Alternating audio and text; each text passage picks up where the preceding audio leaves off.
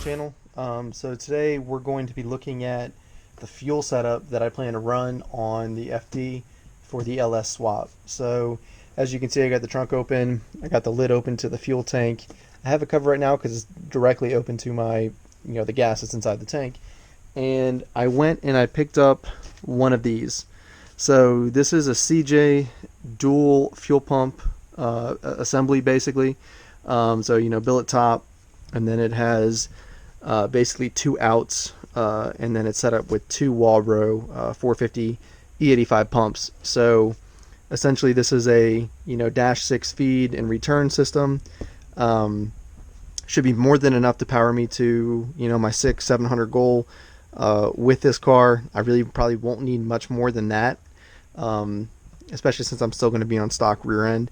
But I thought this was a great upgrade, especially since the cost to modify my stock sending, and this is my stock unit, just so you guys, stock unit, stock pump, stock float, sending unit, etc. To modify this with basically one of these kits, which was like a bulkhead dash 8 with a Y block, to modify and to do this, including this, two pumps, the elite bracket, and all the other stuff that I needed, it was very close to the price of this used dual pump kit with everything I needed. So I just opted to get this one. I kept my old one. I was going to trade my old one and some cash for this, but I decided to keep mine because these sending units are discontinued, and I know this one works. So I feel it's better to just have the wiring than not to have it. So, or the electronics and not have it. So basically, I'm gonna install this in the car today. I hope this sending unit is good. I believe it is, but if I do have an issue in the future, I know I can swap it out with my good one. So I'm gonna install this in the car, and then what we're gonna end up doing is up top here, because this is the return. You can see that this line flows back down into the fuel. We're going to do a Y block. So this is going to feed into the Y block, and then this one will too. One of these pumps is going to be on a Hobbs switch, so it's only going to turn on when I'm in boost, and I got to figure out how to do a Hobbs switch. I've never done one before, but I'm starting to read up on it. And basically the car is just going to be running flex or E85 on two Wally 450s. So let me get the camera set up, guys, and I'll show you the install. One sec.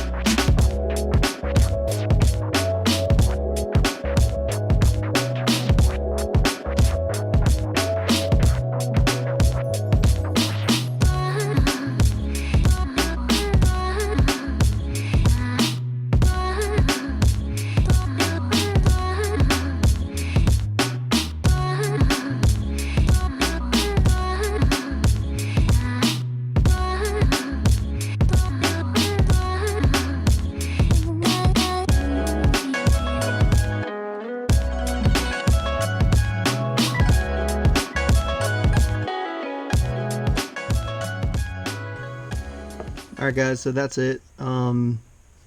It's installed. I still have to run my fuel lines and all that kind of good stuff. There's a bunch of little things that I need to do. So this is like a check valve or something like that. I forget. These both are like check valves. So, yep, a bunch of little things I'm going to have to do and mess with it and stuff like that. And this is the stock return, so I'm probably going to end up doing away with this. And just doing a dash 6 feed in, and then two, two -6s out into a standard 8 AN feed. I might even do a 10, I don't know yet. Probably going to be an 8 though. And that's pretty much it. I think I need to get one more bolt here. I think this is it, but this seems so long to me that I don't know if I want to run it. I don't want to strip those threads either. But it's in, it's solid. Yeah, it's in. I thought it was going to sit further down, but I guess not. The guy I got it from did have like a relay and like a feed for it, and I actually really like it. And I mean, he's supposed to be selling the car this weekend. If he doesn't, I may try and buy it from him. And there's also a good chance I'm going to be cutting this open here, just so like when I run the lines I have more room to work with, and then I can see. I'll probably just cut it straight like this and be all set. And this might be where I ground it. If not, I'll run a wire in here and ground it in here or something. But yeah, that's pretty much it, guys. Thanks for checking out the video. CJ Motorsports dual pump install. Super excited to get this car running. Later.